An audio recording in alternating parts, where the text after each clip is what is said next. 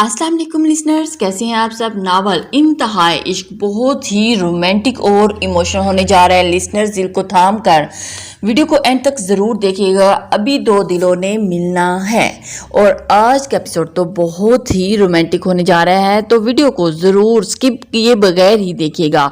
चलते हैं part number 64 की जानिब। नाज़ली, डरने की कोई बात नहीं, मैं तुमसे दूर कहीं नहीं जाऊंगा, मैं हमेशा तुम्हारे करीब रहूंगा, तुम्हारा साया बनकर। उसने नाज़ली के बालों में लब रखे। जमाल आगा वापस तो नहीं आएगा ना? हाशिम कब से छुपा ये सवाल उसकी जुबान पर आया था। हाशिम एकदम थम सा गया। उसने नाज़ली को खुद से अलग कर उसके भीगे चेहरे को देखा। तुम अभी तक उस शख्स के खौफ के हिसार में हो? नाज़ली नम आंखों से उसे देखने लगी। मैं चाहती हूँ कि मैं उन लम्हों के बारे में न सोचूं, पर हाशिम मेरी सोचों में मेरा बस नहीं है। मुझे डर लगता है कहीं वो आकर आपको कोई नुकसान न पहुंचा दे, कहीं वो मुझे आपसे दूर न कर दे। उसने आखिर में हिचकी भरी। हाशिम ने लंबी सांस खींचकर उसके आंसू साफ किए। तुम्हें मुझ पर यकीन है? उसने संजीदगी से पूछा। खुद से बढ़कर, नाज़ली ने उसकी आंखों में देखकर कहा। तो मिसिज हाशिम खान पर यकीन रखो कि अब की बार ऐसा कुछ नहीं होगा। कोई जमाल आगा या कोई दूसरा तीसरा हमें अलग नहीं कर सकता। अल्लाह ने हमें एक किया है, तो किसी की क्या मिजाल जो हमें जुदा कर सके। उसने प्यार से नाज़ली का गाल छुआ। तो बताओ, अब भी उस डर को दिल में जगह दोगी? अब्रू उठाकर पूछा। नहीं, उसने मासूमियत से जवाब दिया। रोना भी नहीं है अब, नरमी से कहा गया। कभी कभी तो रोया जा सकता है ना? नाज़ली आहिस्ता से बोली। रोने के लिए कंधा हाजिर है, जब रोना आए तो मेरे कंधे से लगकर रो लेना। उसने मुस्कुरा कर नाज़ली की नाक दबाई। और जब खुश हुई हूं तो? नाज़ली ने मुस्कुरा कर पूछा। तो कंधे से लगकर हंस लेना। मिसिज बंदा हाजिर है, वो सर को हम देकर बोला। नाज़ली ने मोहब्बत से उसे देखा, फिर अगले पल उसके कंधे से लागी। हाशिम ने हैरत से उसे देखकर फिर उसके गिर्द मजबूत बाजों का हिसार बांध लिया। ये रोने के लिए कंधे किससे लगी हो यार, या खुशी में? सवालिया अंदाज में पूछा गया। आप समझ लें, वो कहकर हंसी थी। हाशिम के लबों पर भी मुस्कुराहट बिखर गई। उसे खुद में समेट कर उसने सुकून से आंखें बंद कर ली। नफरत, तलखी, जुदाई, क्या कुछ नहीं गुजरा था उसके ऊपर, पर एक लंबे अरसे के बाद आज दोनों अपनी मंजिल मिली थी। उनकी जिंदगी में मिलन का मौसम आया और मोहब्बत ने दोनों दीवानों को एक साथ ला खड़ा किया। इंतहा का इश्क करने वाले अपने इश्क को पा ही लेते हैं। मोहब्बत अगर सच्ची हो तो भले ही 100 तूफानों में कश्ती घिरी हो, आखिरकार साहिल तक पहुंच ही जाती है। मन की लागी मन ही जानत, तुम जानत हो सारा खुमार पिया। मोहे गैर की अब हो क्या चाहत, मोहे बस एक तू दरकार पिया। हाशिम जॉगिंग करके वापस लौटा। कमरे में आया तो देखा नाज़ली खिड़की के पास खड़ी बाहर ही देख रही थी। स्याबाल पुष्ट पर लहराए थे। लाइट ग्रीन लिबास में वो ताज़ा कली लाग रही थी। हाशिम आहिस्ता से उसके करीब आया और उसके गिर्द बाजू का घेरा बनाकर थोड़ी उसके कंधे पर रखी और नाज़ली चौंकी। फिर जरा सी गर्दन फेर कर उसे देखा। क्या सोचा जा रहा है? उसने मदम आवाज में पूछा। सोच रही हूँ कि मोहतरम कब आएंगे और कब हम नीचे जाएंगे। वो मदम सी मुस्कुराकर बोली। तो सोचे मेरे ही गिर्द घूम रही थी। उसने नाज़ली का हाथ मजबूती से थामा। जी हाँ, नाज़ली ने मुस्कान दबाकर सर हिलाया। चलें, अब आप जल्दी से तैयार हो जाएं, फिर नीचे चलते हैं। उसने हाशिम के बाजों का घेरा तोड़ना चाहा, पर दूसरी तरफ गिरफ्त मजबूत थी। ऐसे तो नहीं छोड़ूंगा ना मिसिज। हाशिम ने उसके कान के करीब फूंक मारी। हाशिम, नाज़ली एकदम हंसने लगी। उसे ऐसे गुदगुदी होती थी, ऐसे खिलकर हंसता देखकर हाशिम उसकी हंसी में खो गया। नाज़ली मौका पाकर उसके हिसार से निकली, फिर उसके बाजू को दोनों हाथों में थामकर उसे वॉशरूम की तरफ ले आई। जल्दी से फ्रेश होकर आए अब। उसने वॉशरूम का दरवाज़ा खोला। रोब डाला जा रहा है? हाशिम ने दीवार से टेक लगाकर पूछा। जी हाँ, नाज़ली ने गर्दन अकड़ा कर जवाब दिया। उफ, क्या दिन आ गए हैं, हाशिम ने शोखी से कहकर बालों में हाथ फेरा। नाज़ली मुस्कुराहट दबाकर पलटी और अलमारी से उसके लिए ब्लैक शलवार कमीज निकाली, फिर उसे अपने कपड़े थमाकर वॉशरूम के अंदर धकेला। उफ, कितनी जालिम हो गई हो, हाशिम ने मसनूई हैरत से कहा। होना पड़ता है। उसने हंसकर वॉशरूम का दरवाजा बंद किया। हाशिम शावर लेकर बाहर आया तो नाज़ली मोबाइल से लगी हुई थी। उसे देखकर मुस्कुराई और फिर मोबाइल पर मैसेज टाइप करने लगी। हाशिम ड्रेसिंग टेबल के सामने आया और बालों में ब्रश फेरने लगा। آنی کا سلام قبول کریں۔ اس نے مسکرا کر ہاشم سے کہا وعلیکم السلام، میری طرف سے بھی سلام۔ ہاشم نے جواب دے کر پرفیوم سپرے کیا۔ تبھی نازلی بھی بات ختم کر کے جلدی سے ڈریسنگ ٹیبل کی طرف آئی اور دوپٹہ ٹھیک کر کے سر پر لینے لگی۔ ہاشم اپنی مکمل تیاری کر کے دیوار کے ساتھ ٹیک لگا کر اسے دیکھنے لگا۔ اس نے دوپٹہ ٹھیک کیا، پھر نیکلس کو چھو کر دیکھا۔ وہ اپنے خیال میں مسکرائی تو ہاشم اس کی مسکراہٹ دیکھ کر مسکرا دیا۔ مسز ہاشم نے اپنی طرف متوجہ کیا۔ ہوں، اس نے ایک دم ہاشم کو دیکھا۔ چلیں چلیں، سب انتظار کر رہے ہوں گے۔ ہاشم نے اپنا ہاتھ اس کی طرف بڑھایا جس پر اس نے محبت سے اپنا ہاتھ رکھ دیا اور ہاشم اس لیے باہر کی طرف بڑھا۔ وہ نیچے آئے، سب ناشتے پر ان کا انتظار کر رہے تھے۔ دونوں باری باری سب سے ملے اور پھر ناشتہ کرنے لگے۔ ناشتے کے دوران ولیمے کی تیاریوں کی باتیں ہونے لگی۔ لالا نے تمہارے لیے خود ولیمے کا ڈریس پسند کیا ہے، نور نے اس کے کان میں سرگوشی کی۔ وائٹ، نازلی مسکرائی۔ یس، لالا کا فیورٹ کلر، آبی نے لقمہ دیا، اور نازلی کا بھی۔ نور نے مسکرا کر کہا کتنے ملتے ہیں یہ دونوں ایک دوسرے سے ماشاءاللہ۔ آبی نے نظر اتاری تھی۔ گفٹ تو دکھاؤ، کیا ملا؟ آبی نے ایک دم پوچھا۔ یہ، اس نے نیکلس کی طرف اشارہ کیا۔ ماشاءاللہ، آبی نے محبت سے کہا، بہت پیارا لگ رہا ہے تم پر۔ نور نرمی سے اس کا ہاتھ تھام کر بولی۔ نازلی کے لبوں پر میٹھی سی مسکان پھیل گئی جو ہاشم کی نظروں سے چھپی نہ رہ سکی۔ آہ! تبھی دراور نے ٹھنڈی آہ بھری۔ ہاشم نے چونک کر اسے دیکھا۔ جانے میرا وقت کب آئے گا؟ اس نے افسوس سے کہا۔ ابھی ہی۔ شہریار جو اس کی طرف بیٹھا تھا اور ایک دم بولا کیسے؟ دراور خوش ہوا کیونکہ میں خان بابا کو بتانے لگا ہوں کہ دراور جلد سے جلد شادی کرنا چاہتا ہے۔ شہریار نے ہاشم کی طرف آنکھ مار کر شوقی سے کہا یہ کہیے نا کہ خان بابا کے ہاتھوں میری کھچائی کروانا چاہتے ہیں۔ وہ دکھ سے کہتا خاموشی سے ناشتہ کرنے لگا جبکہ ہاشم شہریار اسے دیکھ کر مسکراہٹ دبانے لگے۔ ولیمے کی تیاریاں شروع ہو چکی تھی۔ حویلی کو نئے سرے سے سجایا جا رہا تھا۔ سب کاموں میں لگے۔ کام ختم ہوا تو اب سب اپنی تیاری میں مصروف ہو گئے۔ آبی کے روم میں وہ تینوں اور چھوٹی پٹھانی تیار ہو رہی تھی اور نور اور آبی نے مل کر نازلی کو تیار کیا اور پھر خود چھوٹی پٹھانی کو تیار کرنے لگی۔ نازلی تیار سی بیڈ پر بیٹھی ان کی تیاری دیکھ رہی تھی اور خاموشی سے بیٹھی وہ معصوم سی گڑیا لگ رہی تھی۔ سفید لباس میں اس پر خوب جچ رہا تھا۔ پاؤں میں چھوٹی فراق، اس کی آستینیں لمبی تھیں اور کپڑے آستینوں سے لے کے کمر تک نفیس موتیوں کے کاموں سے بھرا ہوا تھا جبکہ کمر کے نیچے ڈریس سمپل تھا۔ دوپٹے کو ایک سائڈ پر ڈالا گیا اور بالوں کو سیدھی مانگ نکال کر کھلا چھوڑ دیا گیا۔ جوڑری میں اس نے ہاشم کا دیا نیکلس پہنا تھا اور ہاتھ میں رنگ تھی۔ میک اپ بھی بہت لائٹ کیا گیا تھا۔ اس سب تیاری میں وہ بہت پیاری لگ رہی تھی جبکہ نور نے بلیک، آبی نے پیچ اور چھوٹی پٹھانی لال فراق میں حسین لگ رہی تھی۔ وہ سب تیاری ہو چکی تھی اور جب دروازے پر دستک ہوئی اجازت ملنے پر دراور اندر آیا۔ وہ ذرا بات تو سنو تم لوگ، سب اس کی طرف متوجہ ہوئی۔ کیا ہوا؟ آبی نے اسے دیکھا۔ وہ لیلا نہیں آئی ابھی تک؟ اس نے سر کھجا کر پوچھا۔ اس کی بات پر وہ سب ہنسنے لگی۔ دیکھو تم زیادہ اسے تنگ نہ کیا کرو، وہ پریشان ہوتی ہے سمجھے؟ آبی نے اسے وارن کیا۔ میں معصوم سا بھلا کہاں کسی کو تنگ کرتا ہوں؟ اچھا معصوم سے اب تو لیلا بھی بھول جاؤ، اپنا کام کرو۔ آبی نے اسے جانے کا اشارہ کیا۔ وہ نہیں بھولتی جہاں جاؤں۔ ہائے میں کیا کروں، کہاں جاؤں؟ وہ بالوں میں ہاتھ پھیر کر بڑی اداس سے بولا اور پھر پلٹ کر کمرے سے نکل گیا۔ اف پاگل کہیں کا!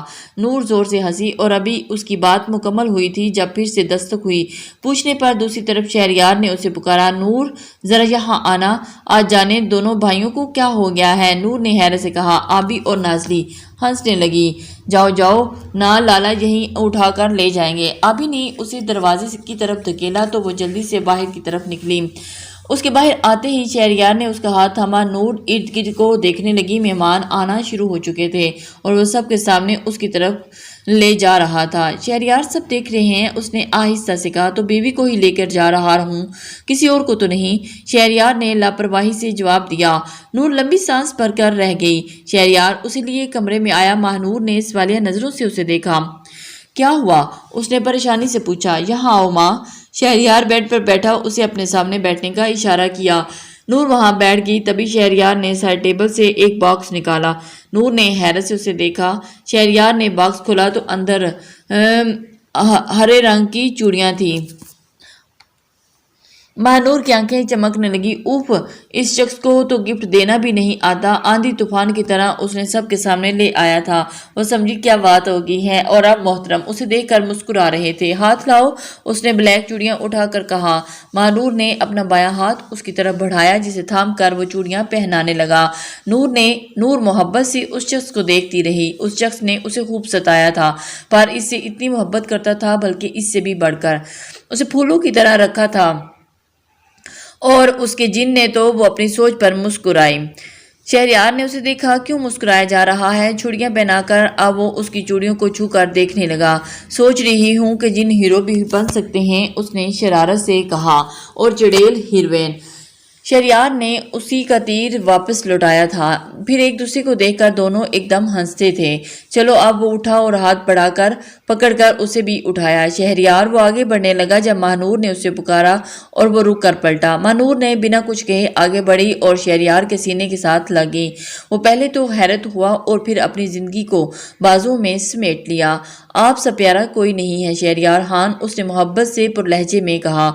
शहरयार वजी चेहरे पर मुस्कुराहट बिखर गई। और तुमसे हसीन कोई नहीं है। शहरयार ने उसकी पेशानी चूमी। महानूर ने मुस्कुरा कर देखा और फिर उसका हाथ थामकर कमरे से बाहर आई। उसकी जिंदगी इस कदर हसीन हो जाएगी उसने कभी सोचा न था, और पर उस शख्स की वजह से उसकी जिंदगी खुशबुओं से महक उठी थी। सब मेहमान आ चुके थे और हाशिम नाज़ली स्टेज पर बैठे। हाशिम ने चॉकलेट कलर का सूट पहना था। सब उन्हें मुबारकबाद दे रहे थे। सिमाब उनसे मिली और उन्हें खुश देखकर बहुत खुश हुई थी। हसन अफंदी का भी यही हाल था। ताबीन और अमतल अफंदी भी वहां मौजूद थी। ताबीन नाज़ली के लिए खुश थी। नाज़ली से मिलकर उसके दिल को सुकून मिला था।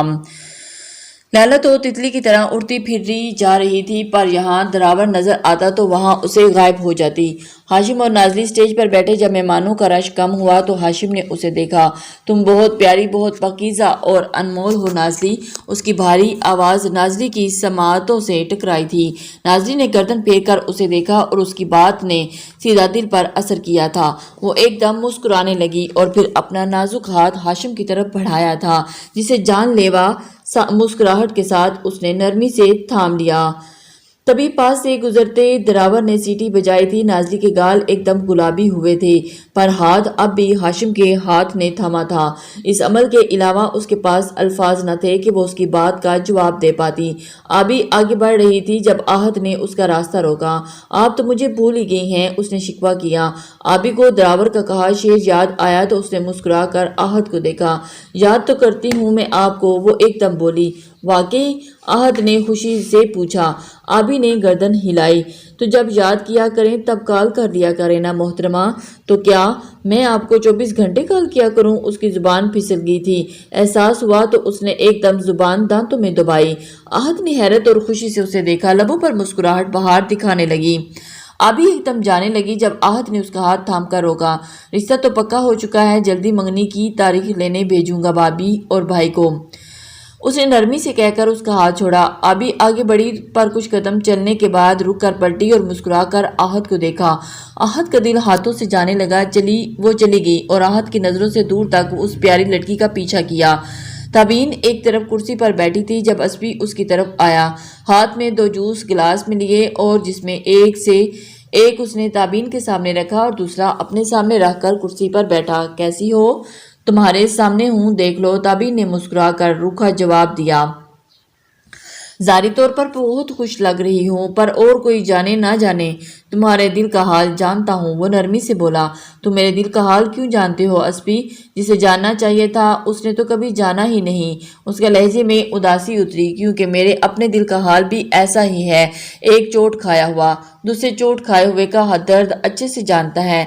वो अब जूस पीने लगा। तुम खुद को इस राह पर मत लाओ अस्बी, ताबीन दुख से बोली। मुमकिन नहीं, अंदाज लापरवाह था। दर्द के अलावा कुछ नहीं मिलेगा। ताबीन तंजिया मुस्कुराई। उसकी बात पर अस्बी ने मुस्कुरा कर गिलास नीचे रखा और फिर आंखों में देखकर संजीदगी से बोला, इस दर्द में तो मैं बरसों से गुजरा हूँ। ताबीन, तुम्हें कुछ अरसा पहले पता चला कि जिससे तुम मोहब्बत करती हो वो किसी और को चाहता है, पर मेरा सोचो, मैं तो बरसों से ये जानता था कि जिससे मैं मोहब्बत करता हूँ वो किसी और से की मोहब्बत में मुब्तला है اور وہ اور کون؟ میرا یار، میرا دوست۔ کیا میرا درد کا اندازہ لگا سکتی ہو تم؟ تمہیں اپنی محبت کے ملنے کی امید تو تھی، پر میرے ہاتھ میں تو کچھ امید نہ تھی، روشنی تک نہ تھی۔ آج تم جس مقام پر کھڑی ہو، تابین اسفندیار ملک اس پر ایک عرصے سے کھڑا ہے۔ وہ بول رہا تھا اور تابین سانس روکے سن رہی تھی۔ میں نے تمہیں اپنا ہاتھ تھام لینے کا کہا تھا، پر تم چلی گئی۔ مجھے تم سے کچھ نہیں چاہیے، تمہاری محبت بھی نہیں، کیونکہ میرے دل میں تمہارے لیے اتنی محبت ہے کہ اگر ساری زندگی تم مجھ سے محبت نہ بھی کرو تو میں تمہیں چاہتا چلا جاؤں گا۔ میرے لیے میری محبت کافی ہے، تم مجھے ملو تب بھی اور نہ ملو تب بھی۔ میری محبت میں اتنا ظرف ہے تابین کہ مجھے آج بھی تمہاری خوشی کے علاوہ کچھ نہیں چاہیے۔ میں نے سوچا تھا کہ اس بار تمہیں روک لوں گا، کہیں جانے نہیں دوں گا، پر اگر تمہاری خوشی سب سے بھاگنے میں ہے تو میں اب کی بار بھی تمہیں نہیں روکوں گا۔ محبت کو چھوڑ دینا میرے بس میں نہیں، وہ میری ساری زندگی تم سے ہی رہے گی، پر آگے سے یہ اسفندیار تمہاری راہ میں کبھی نہیں آئے گا۔ جب سے لال ہوتی آنکھوں کو اس پر سے ہٹا کر وہ اٹھا اور وہاں سے دور ہوتا چلا گیا، جبکہ تابین بت بنی بیٹھی تھی۔ اسپی کی باتیں اس کے ذہن میں گونج رہی تھی، وہ وہیں بیٹھی اس کی ایک ایک بات پر غور کرنے لگی۔ سب فنکشن کو انجوائے کر رہے تھے، رات کے سائے گہرے ہوئے، سب کھانے کے بعد آہستہ آہستہ رخصت ہونے لگے۔ سماب اور حسن افندی کی فیملی ابھی وہیں تھی، سب لوگ محفل لگا کر بیٹھے تھے۔ نور، آبی اور لیلا سب کے لیے چائے بنانے گئیں، دراور بھی ان کے پیچھے پیچھے تھا۔ لیلا جب نازلی کو ڈریس چینج کرنے کا کہا ہال میں آئی، پھر واپس کچن کی طرف جانے لگی تو راستے میں دراور اس کے سامنے آ گیا۔ آج بڑا چھپا جا رہا ہے، مجھ سے خیر تو ہے؟ اس نے شوخی سے پوچھا۔ میں کیوں چھپنے لگی آپ سے؟ لیلا نے نظر چرا کر ناک چڑھائی۔ نظریں بھی چرا رہی ہو، دال میں کچھ تو کالا ہے، وہ مشکوک ہوا۔ ایسی صورت سے نظریں ہی چرائی جا سکتی ہیں، وہ تنزیہ بولی۔ ہاں، ورنہ اتنی ہینڈسم صورت کو مسلسل دیکھنے سے محبت ہونے کا ڈر ہے، اس لیے نظریں چرا کر تم خود کو بچا رہی ہو۔ اس نے جیسے بات سمجھتے ہوئے سر ہلایا۔ خوش فہمیاں ہٹے میرے راستے سے۔ لیلا کو غصہ آنے لگا۔ اب تو آپ کے راستے میں ہم ہی ہیں، آپ ہمیں ہٹا نہیں پائیں گی، وہ کالر جھاڑ کر بولا۔ لیلا نے زور سے زمین پر پاؤں پٹکا اور جانے کے لیے پلٹی۔ ارے آرام سے، نازک پاؤں میں چوٹ آ جائے گی، وہ بڑے پیار سے لیلا کو بولا۔ جاتے دیکھ کر کھا جانے والی نظروں سے دیکھا۔ ہائے میں گیا، اور دراور نے ڈرامائی انداز میں دل پر ہاتھ رکھ کر گرنے کی ایکٹنگ کی۔ ڈرامے باز، لیلا نے دانت پیس کر کہا، اور پھر کچن میں جانے کے بجائے واپس سب کے بیچ آ کر بیٹھ گئی۔ دماغ میں دراور کے سینس چل رہے تھے، اس کے لیے اس جن سے پیچھا چھڑانا مشکل ہو گیا تھا۔ نازلی چینج کرنے اپنے روم کی طرف جا رہی تھی، وہ کمرے میں آئی تو ہاشم کو بیڈ پر بیٹھے پایا۔ وہ کچھ پریشان سا لگ رہا تھا۔ کیا ہوا ہاشم؟ اس نے آگے بڑھ کر فکر مندی سے پوچھا۔ ہاشم نے موبائل اس کی طرف بڑھایا۔ تابین کا میسج آیا ہوا تھا کہ اسے جمال آغا کے متعلق ان دونوں سے کوئی بات کرنی ہے، اس لیے وہ لان میں ان کا انتظار کر رہی ہے۔ میسج پڑھ کر نازلی کا وجود لرزنے لگا، اسے لگنے لگا کہ اس کا ڈر سچ کا روپ دھارنے والا ہے۔ اس کے ہاتھ سے موبائل بیڈ پر گرا تھا۔ اس نے خوف سے ہاشم کی طرف دیکھا۔ ہاشم نے اٹھ کر اسے گلے لگایا۔ کچھ نہیں ہوگا، سب ٹھیک ہوگا، اس کا چہرہ ہاتھوں میں بھر کر نرمی سے سمجھایا۔ پھر اس کا ہاتھ تھام کر نیچے آیا۔ وہ بیک ڈور سے لان میں آئے تاکہ کسی کو پتہ نہ چلے۔ تابین کرسی پر بیٹھی ان کا انتظار کر رہی تھی، وہ دونوں اس کے سامنے جا کر بیٹھے۔ کیا بات ہے آپی؟ نازلی نے ڈر کر پوچھا، جبکہ ہاشم خاموشی سے زمین کو گھور رہا تھا۔ تابین نے ایک نظر اسے دیکھا، پھر ہاتھ بڑھا کر میز سے اپنا موبائل اٹھایا۔ جمال آغا نے تم دونوں کے نام ایک پیغام بھیجا ہے۔ میں نے اتنے دن انتظار کیا تاکہ تم لوگوں کی خوشیوں میں جمال آغا کا کوئی ذکر نہ آئے، پر اس نے مجھے ایک پیغام دیا تھا جو مجھے تم لوگوں تک ہی پہنچانا ہی تھا۔ اس نے موبائل کو 5-6 بار ٹچ کیا، پھر ان کی طرف بڑھایا۔ نازلی جلدی سے موبائل تھاما اور ہاشم نے بھی اس کی طرف متوجہ ہوا۔ دونوں نے موبائل اسکرین پر جو دیکھا تھا اس نے اسے حیرت میں ڈال دیا۔ ایک چھوٹی ویڈیو تھی جس میں چند باتیں کی گئی تھی۔ نازلی بار بار ویڈیو کو پلے کر کے خود کو یقین دلانا چاہ رہی تھی کہ وہ جو دیکھ رہی تھی وہ سچ ہے۔ موبائل میں جمال آغا کی ویڈیو تھی۔ وہ ویل چیئر پر بیٹھا تھا، چہرہ اتنا خراب ہو چکا تھا کہ اسے پہچاننا مشکل ہو رہا تھا۔ ناظرین نے ایک بار پھر ویڈیو پلے کی تھی۔ تم دونوں مجھے معاف کر دو، تم دونوں کے ساتھ بہت برا کیا میں نے۔ اصل میں نے تم لوگوں کے ساتھ نہیں اپنے ساتھ برا کیا۔ میرے کیے کی سزا مجھے اللہ تعالیٰ نے دے دی۔ تم دونوں مجھے معاف کر کے میرے دل سے بوجھ ہٹا دو، ورنہ میں جی نہیں پاؤں گا۔ ویڈیو ختم ہو چکی تھی۔ ناظرین نے سر اٹھا کر تابین کو دیکھا۔ وہ حیران تھی۔ یہی سچ ہے ناظرین، بندہ اگر خاموش رہ بھی لے پر اللہ ظلم کرنے والوں کو کبھی معاف نہیں کرتا۔ تابین نے سنجیدگی سے کہا۔ پر یہ سب کیسے؟ ناظرین نے اٹک کر پوچھا۔ تابین آہستہ آہستہ انہیں ساری باتیں بتانے لگی۔ جمال آغا ہاشم پر فائرنگ کرنے کے بعد امریکہ بھاگ گیا تھا تاکہ کسی بھی الزام سے بچ سکے۔ وہیں اس نے ایک امریکن لڑکی روز سے شادی کر رکھی تھی۔ اس کے چند ماہ کا بیٹا موسیٰ بھی تھا۔ جمال آغا کا شادی کرنے کا کوئی ارادہ نہ تھا، پر روز کے ساتھ اس کے ناجائز تعلقات تھے۔ روز ایک غریب پر انتہا کی خوبصورت لڑکی تھی۔ اس نے جمال آغا سے اچھا خاصا پیسہ مل رہا تھا، اس لیے وہ جمال آغا جیسے مالدار آدمی کو کسی صورت حال سے جانے نہیں دینا چاہتی تھی۔ جمال آغا اس کے ریلیشن کے دوران وہ پریگننٹ ہو گئی اور جمال آغا سے اس نے اس بات کو چھپائے رکھا تاکہ وہ اسے ابارشن کے لیے فورس نہ کرے۔ جمال آغا واپس پاکستان آ گیا اور اس نے ہاشم سے اپنی سالوں پرانی دشمنی پھر سے تازہ کر دی۔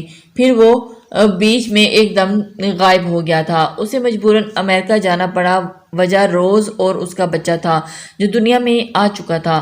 جمال آغا نے پہلے تو یہ ماننے سے انکار کر دیا، لیکن یہ اس کا بیٹا ہے، پر جب ڈی این اے ٹیسٹ ہوا تو بچے کا باپ وہی نکلا۔ وہ کبھی روز سے شادی نہ کرتا اگر پولیس کو بیچ میں نہ لاتی۔ اس نے شادی سے بچنے کے لیے اسے ڈھیر سارے پیسے کی آفر کیے تھے، پر وہ نہ مانی۔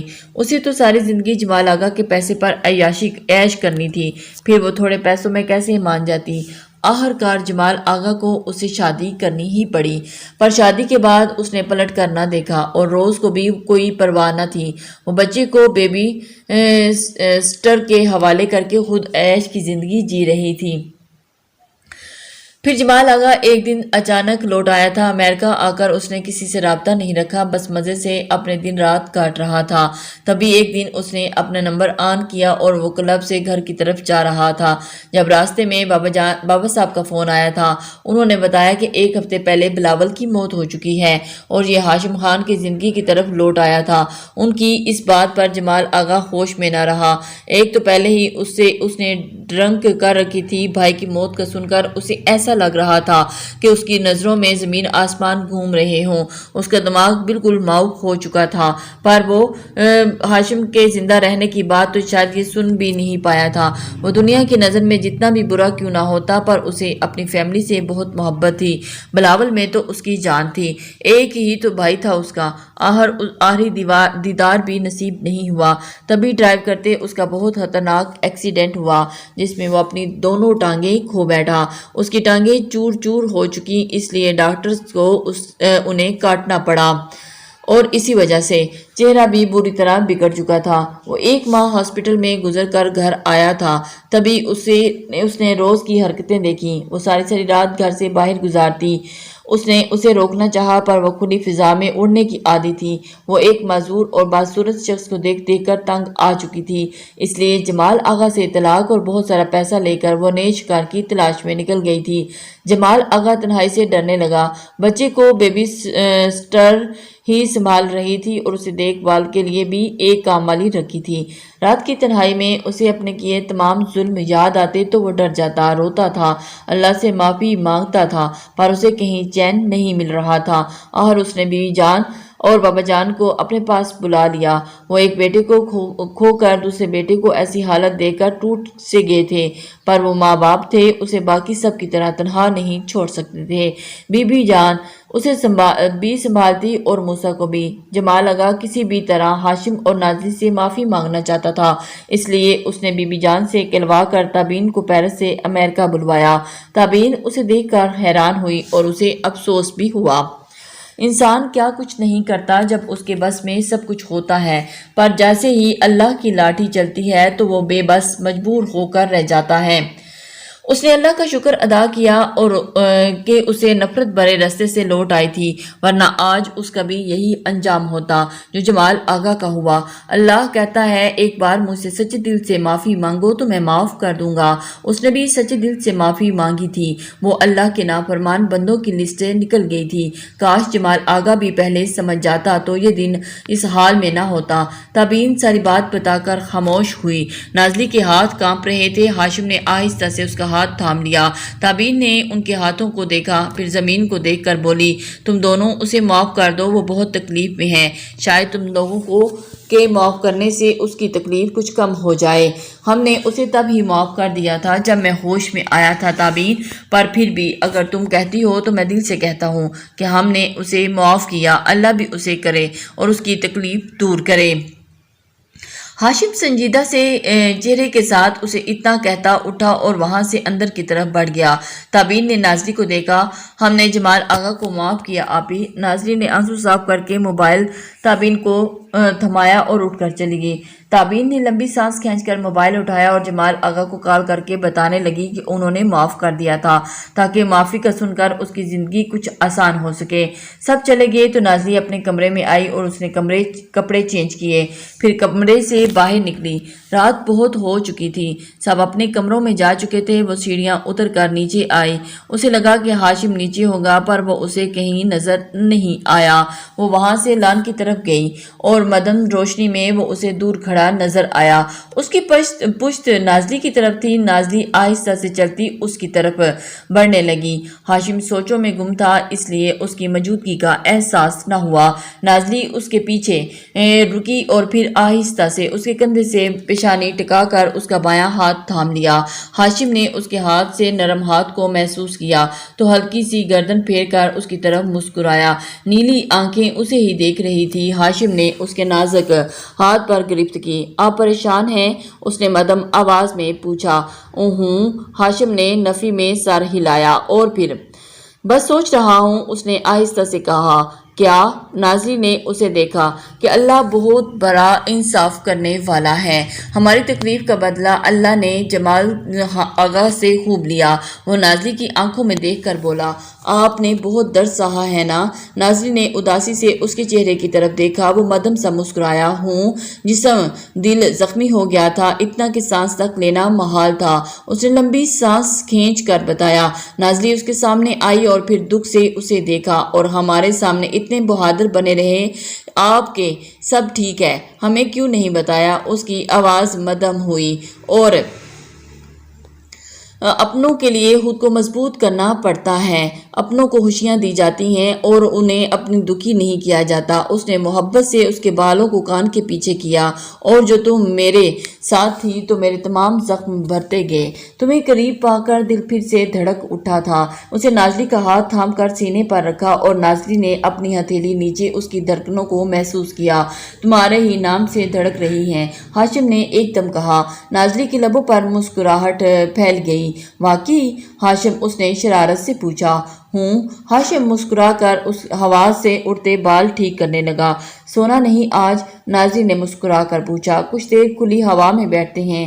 ہاشم اس کا ہاتھ تھام کر بینچ تک لایا، پھر دونوں وہاں بیٹھ گئے۔ نازلی نے اپنا سر اس کے کندھے پر رکھا تو ہاشم نے اس کے کندھے کے گرد بازو پھیلائے۔ دونوں خاموشی سے وہاں بیٹھے ان لمحوں کو ایک دوسرے کے سنگ جی رہے تھے۔ السلام علیکم لسنر۔